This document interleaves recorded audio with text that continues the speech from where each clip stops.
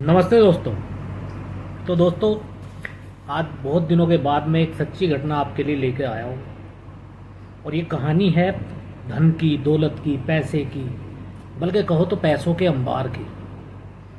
और अगर आप अपनी कुछ पिछली पीढ़ियों से पूछ के देखें तो ये एक नाम, ऐसा नाम है, शायद ही कोई ऐसा आदमी होगा जो उस नाम को ना जानता हो। जी हाँ दोस्तों, ये नाम है जगत सेठ का। जगत सेठ सन 1800 के करीब की ये घटना है, 1750 1800 के बीच की, 18वीं सदी की। तो जो जगत सेठ थे उनके बारे में जिक्र किया है ईस्ट इंडिया कंपनी के एक इतिहासकार थे, रोबेन ओर्मे।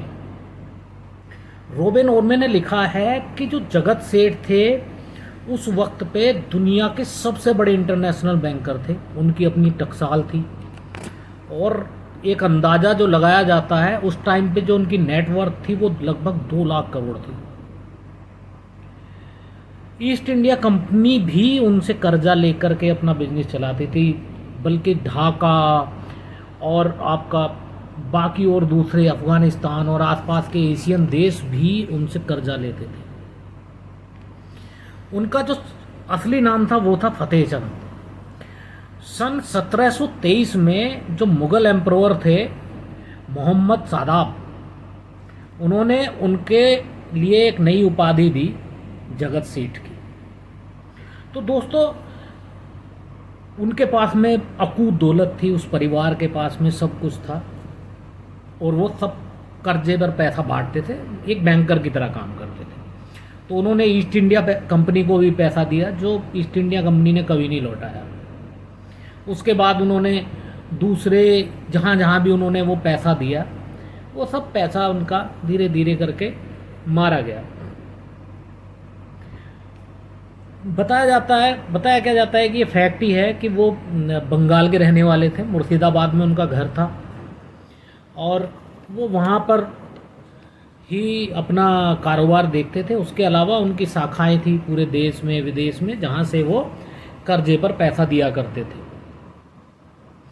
मुर्शिदाबाद में जो उनका घर स्थित है दोस्तों, उसको सरकार ने 1980 के करीब में म्यूजियम में तब्दील कर दिया। और विडंबना की बात ये देखो कि जो इतना बड़ा धनाढ्य था कभी अपने समय का, उस आदमी का नाम तक नहीं जानता कोई। जिस घर में वो म्यूजियम बना है उस घर में उसका एक पद चिन्ह, उसकी एक फ़ोटो तक भी नहीं है। तो आज हम बहुत बड़े बड़े उद्योगपतियों की बात करते हैं, अंबानी, अडानी और पता नहीं कौन कौन, टाटा, और विदेशों में बिल गेट्स, आपका टेस्ला के ओनर एलन मस्क, इतने बड़े बड़े रईस हैं, ठीक है।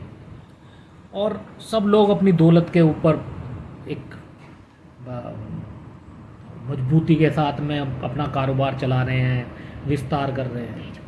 लेकिन उस वक्त वही हैसियत जगत सेठ की थी, लेकिन आज जगत सेठ का कोई नाम लेने वाला भी नहीं है।